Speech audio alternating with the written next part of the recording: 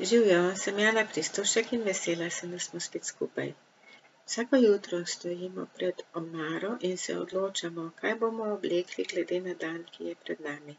Če se nismo všeč, se preoblečemo v nekaj drugega, če je treba, se preoblečemo večkrat dnevno. Ko z oblačili nismo več zadovoljni, jih damo Rdečemu križu Karitasu, gremo v trgovino, kupimo nova in naša omara je spet polna. In vsako jutro mi stojimo pred omaro svojih čustev in se odločamo, kako se bomo tisti dan počutili, kaj bomo občutili in kaj bomo čutili. In tukaj pride prvi ugovor in rečete, ne, te moči jaz nimam, jaz se ne morem odločiti, kaj bom čutil, kaj bom občutil in kako se bom počutil. To kar pride, zato so krivi drugi ljudje. Drugi ljudje mene lahko osrečijo, druga oseba mene lahko onesreči zaradi druge osebe. Sem jaz žalostna, sem jezna, sem užaljena. In tukaj je prvo občutje in to je občutje nemoči. Že sama beseda pove, občutje nemoči nam jemlje moč. A bi vi pristali, da nekdo drug določi, kako boste vi oblečeni vsak dan? Da nekdo drug določi, kaj boste oblekli, tudi če vam ni všeč? Ne bi.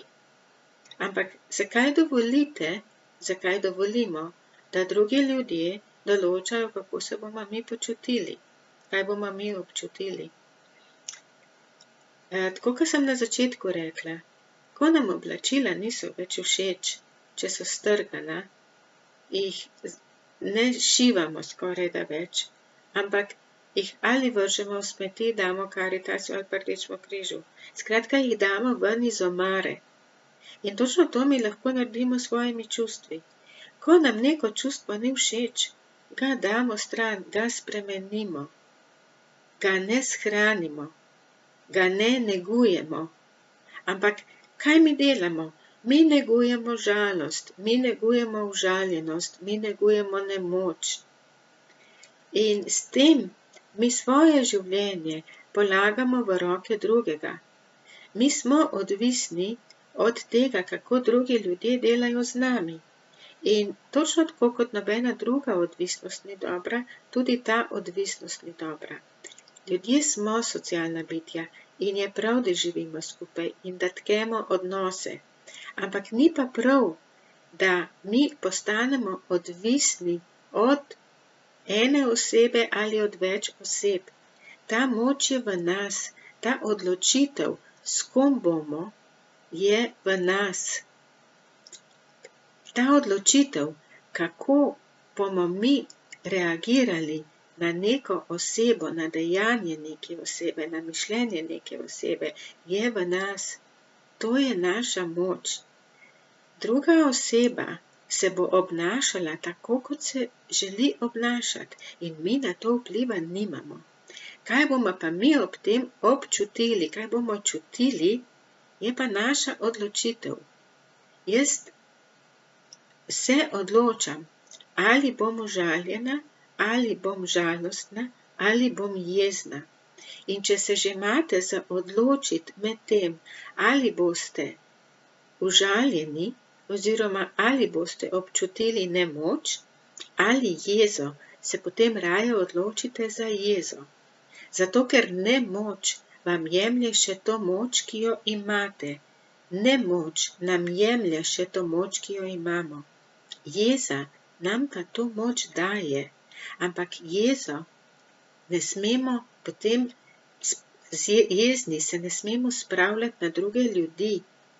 Jezo moramo predelati v sebi in zato moramo mi najprej ugotoviti, koliko jeze je v nas. In če jaz vprašam, koliko jeze pa je v tebi, se ustavimo in ne vemo. Če pa jaz rečem, od 0 do 10, koliko je jeze v tebi, bo marsikdo takoj rekel 3, 5 ali pa 45 ali pa 535. Ampak ta lestvica je nekaj, s čemer mi dobimo nek vpogled, nek obris, zaznamo, kaj je v nas. In uporabite to lestvico zato, da boste ugotovili, kaj se z vami dogaja, da boste ugotovili, koliko jeze je v vaši omari.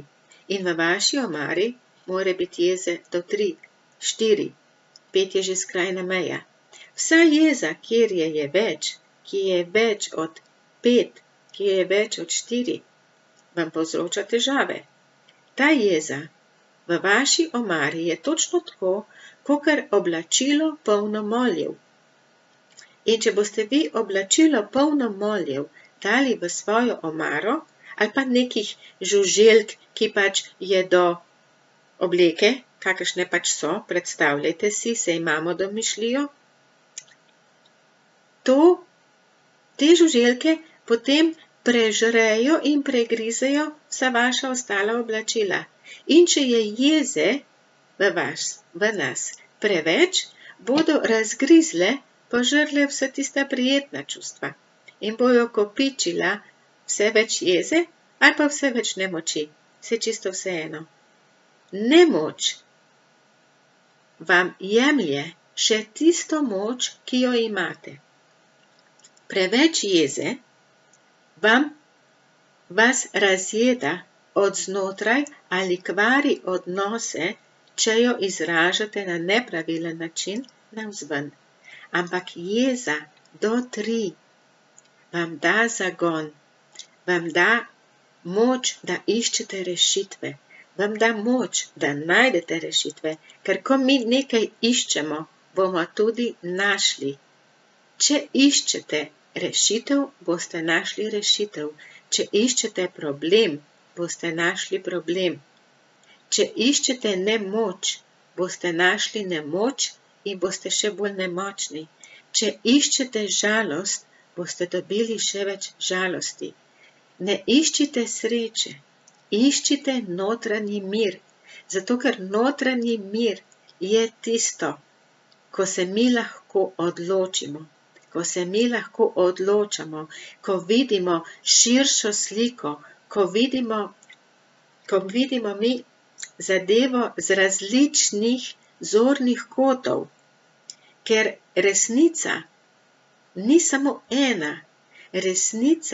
Resnic je toliko, kolikor ljudi pripoveduje o enem in istem dogodku. Naš pogled je tisto, ki določene stvari vidi bolj veliko in določenih stvari dobesedno ne vidi. In če gremo nazaj v omaro naših čustev, mi se odločamo, kaj bomo čutili.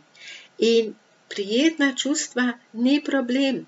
Prijetna čustva so oblačila, ki jih mi obožujemo, ki bi jih nosili noč in dan. Ampak v omari so tudi obleke, ki nam niso tako všeč, ampak jih moramo imeti. In v naši omari čustev so čustva, ki morajo biti, ampak morajo biti v pravi količini. Zakaj?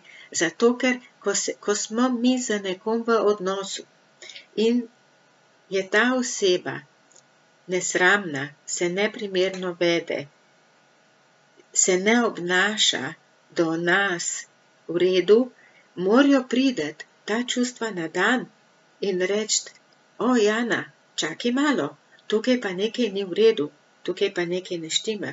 In če sem jaz notranje mirna, in če imam jaz teh čustev, če imam jaz ta čustva pod kontrolo, če sem jaz tista, ki rečem: "Aha, zdajle je pa prišlo preveč žalosti in bom žalost odstranila in bom krivdo odstranila in jo bo ostalo ravno prav, 3 krivde bojo ostale v meni, zaradi tega, da bom jaz ugotovila, ta oseba meni zdajle nalaga krivdo, krivda se je v meni zganila. Čakaj, bom pogledala še enkrat situacijo. A sem jaz res toliko kriva? Ali ta druga oseba svoje frustracije samo nalaga name? In tukaj bom jaz znala narediti stop, zato ker ne bom nemočna. In tukaj bom jaz znala postaviti mejo. Meja se ne postavlja, s prepirom. Meja se postavlja z notranjim mirom in rečem, čakaj malo, takole pa ne bo šlo. In oseba na drugi strani, ko začuti moj notranji mir, se bo ustavila, ne bo nadaljevala. Ko bo pa oseba na drugi strani začutila mojo negotovost, moj nemir, moj boj, da dokažem, da se moti, da nisem kriva, je to hrana zanjo in tako se mi zapletamo v nepotrebne prepire. Omara naših čustev je ves čas odprta in dajte se od zunaj, nehajte gledati okolico in se enkrat ozrite se vase 5 minut na dan in poglejte svojo omaro svojih čustev. Ampak, ko boste prišli do omare svojih čustev, morate imeti tudi vrečo, kamor boste videli te stvari, ki jih je preveč in ki jih nočete imeti in ki jih ne marate imeti in ki vam delajo težave in zaradi česa težko živite, lahko vrgli stran. Torej, uporabite domišljijo. Uporabite domišljijo in si predstavljajte, da stojite pred omaro svojih čustev in zraven imate smetnjak. Zaprite oči in potegnite to čustvo ven, predstavljajte si ga kot nek predmet. Poglejte, če je v taki količini, zaupajte si, zaupajte svojim občutjem in kar je preveč, vrzite preprosto v ta smetnjak. Ko je smetnjak poln, ko ste pregledali svojo omaro, smetnjak vrzite skozi vrata, odpeljte ga, bo že prišel kombi, kontejner smetarski in ga bo odpeljal. Preprosto, boste rekli, ne deluje, ampak deluje. Tok dobro deluje, da ljudje rečejo, to ne more biti res. Ljudje si lahko marsikaj predstavljamo. Kaj vse si ljudje predstavljamo? Spomnite se, pomislite, kaj vse ste si predstavljali. In če si lahko predstavljate vse to, potem si lahko predstavljate tudi omaro svojih čustev. Tehnika je enostavna. Tehnika je učinkovita. Opisana je v knjigi Čarobni odnos. Vsak dan o tem pišem v Facebook skupini Čarobni odnos. Opisano je veliko na moji spletni strani. Če vam je bil ta video všeč, ga delite, prijavite se na moj YouTube kanal in zazrite se vase, postanite si pomembni, najdite tisto moč, ki je v vas. V vas je ogromno moči, samo spraznite prej omaro svojih čustev, spraznite molje, spraznite vse tiste žuželke, ki vas razžirajo od znotraj, da ne morete se dokopati do čustev, do notranjega miru, do brezskrbnega, veselega in srečnega življenja. Življenje je enostavno. Življenje, odnosi so enostavni, ko imamo pospravljeno omaro svojih čustev. Imejte se lepo, imejte se radi, dajte malo pospraviti, delite ta video in kmalu se spet vidimo. Čau, čau.